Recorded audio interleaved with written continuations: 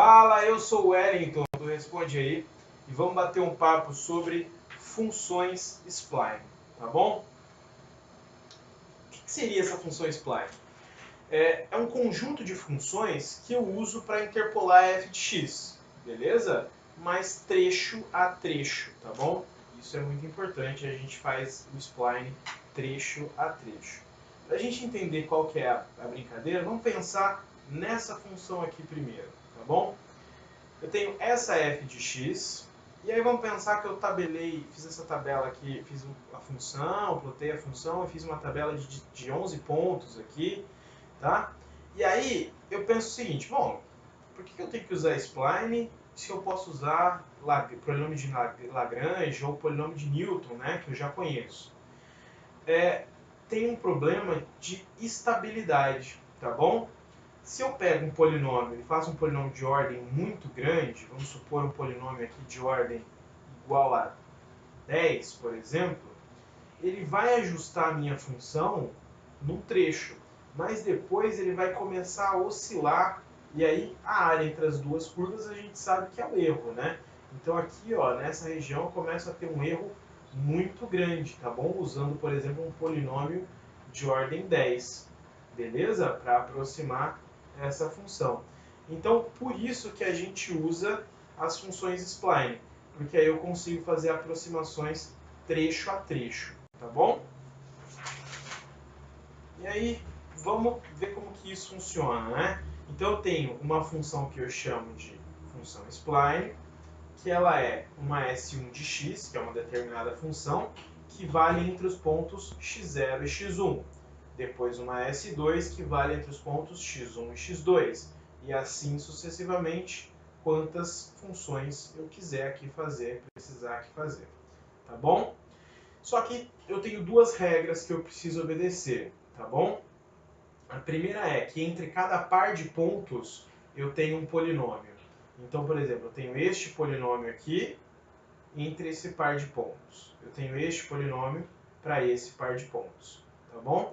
E a segunda regra é que ela é contínua e tem derivada contínua até a ordem p-1, beleza? Esse cara aqui é p, até a ordem p-1 eu tenho derivada contínua, tá bom?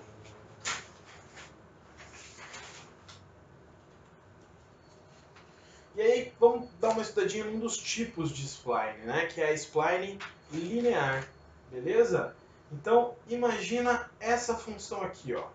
Uma x ao cubo menos 3x mais 2, beleza? E aí, eu vou tabelar essa função aqui, tabelei essa função em 5 pontos, né? E obtive esses valores de f de x. Tranquilo? Então, para cada par de pontos, eu vou gerar uma spline linear. Mas o que é isso, né?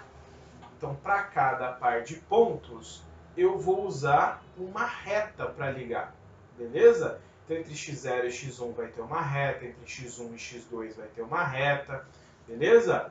Então, vamos manter a tabelinha aqui, ó, só para a gente poder ir pensando nela, tá bom?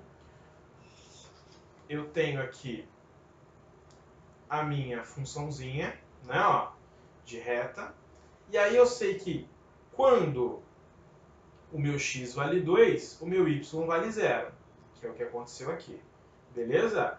E quando o meu x vale menos 1, o meu y vale 4. Resolvo esse sisteminha aqui para achar A e B, e encontrei aqui os valores de A e B da primeira reta que liga o ponto x0 ao ponto x1, beleza? E aí eu vou fazer isso para cada intervalo de pontos, beleza?